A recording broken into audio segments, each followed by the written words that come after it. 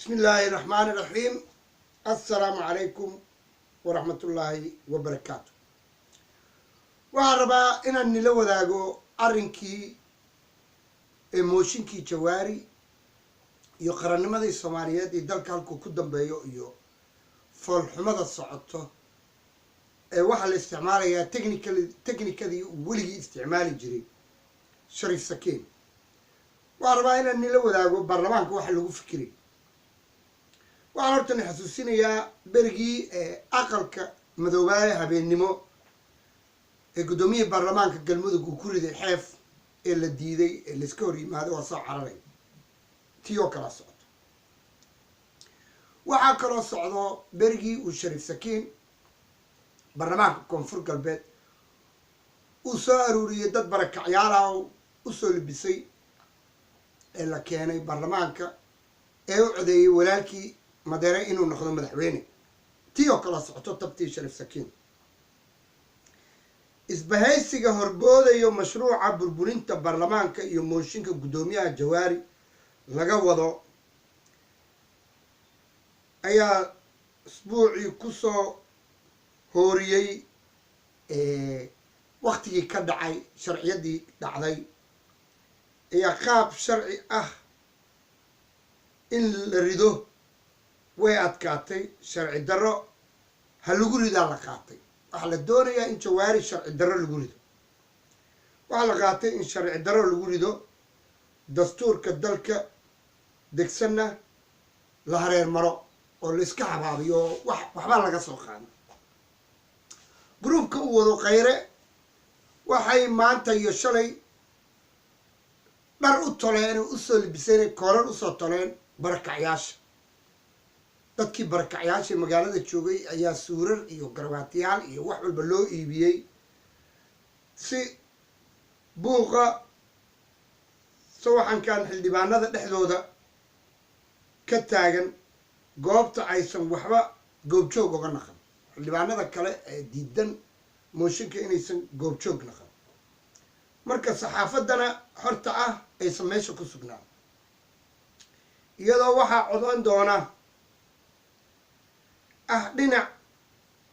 la maqlo cod ku dhawaaqaya sidatan mudanayaal codbixinta waxay u dhici doontaa sidan xildhibaano barakacyaal la soo aruursado xaadirkana ahaa ee noqon doono 265 maalinta sabtiga waxaa kalsoonida kala noqon doono noqoshada taageerayo in kalsoonida lagala noqdo jawaari 195 waxaa diidayo 65 waxaa ka aamusaya 5 xildhibaan sidaa aaweed jawaari wuu dhacayaa muddo 15 cashana waxaa la doonayaa in gudoomiye baarlamaan lasoo doorto waxaa isla daqiiqadaa kadib qoraal shahaado zuur ah soo dhaweynayo go-aankan taariikhiga ah oo soo kala saaray xafiiska madaxweynaha kana ra-iisul wasaaraha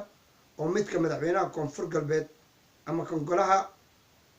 iskaashiga maamul goboleedyada qaar ka mid ah beesha caalamka marka waxaa waariyada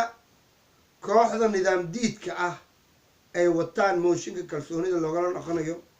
dastuurka sharcigana dalka u yaallo xisaabtan ku darsan ee waxay ummadda soomaaliyeed ay u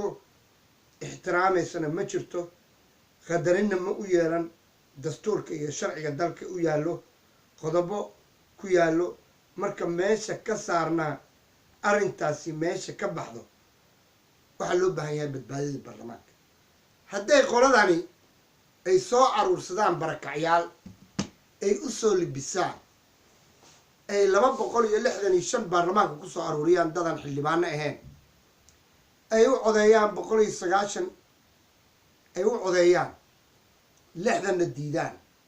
5na ka aamusaan dee baarlamaankii wuu dhan yahay kaadarkii jawaari waa la ridayaa jawaari soo ma geli karo dekreeto madaxweynaha dhaceyso halkaa waxaa ka bilaabanaysa foodo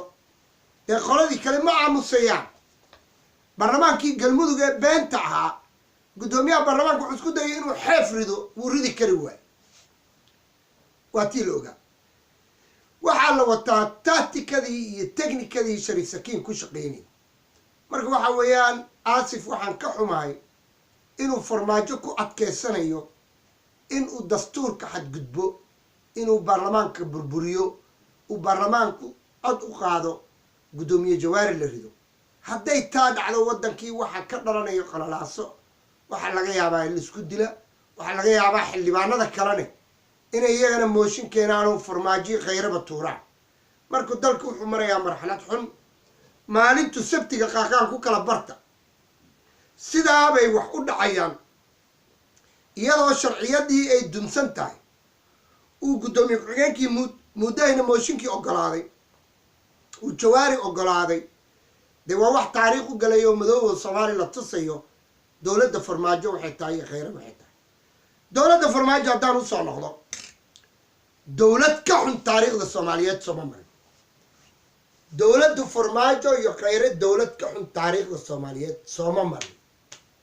waxna yuusuf ku wareegin military aan jirin ee amisona dalka ka taliyo marka waxa cad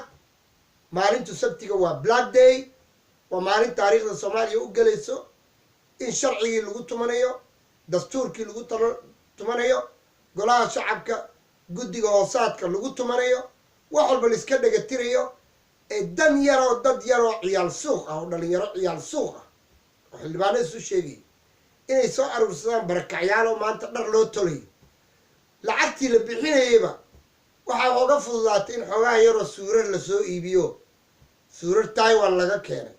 garwaatiyaal loo soo xiro baarlamaanka la soo buuxiyo kooranka la buuxiyo 265 qofood soo fariistaan cod bixin la bixiyo gacantaag ka dhaco 190 xildhibaan oo kooranka buuxinayno aan xildhibaano jiro mufeeg ah oo kash ah inay doorasho ridaan 60 ka aamusaan 60 diidaan 5 ka aamusaan uu kooranka ku buuxsamo uu qashka iyo musuqmaasuqa iyo beenta uu baarlamaanka ku burburo Jawaari ku tago uu madaxweynaha dekreeto soo saaro uu Jawaari xil ka qaadayo ee baarlamaanka la dooranayo marka Soomaaliya taabay ku socotaa maalintu sabtiga waxaad sugtiin faallada qaaqaan uu ka soo bixiyay siday u dhaceyso gacantaagan beenta ah ee shahada zuurka hasta la Victoria sempre qaash waan salaam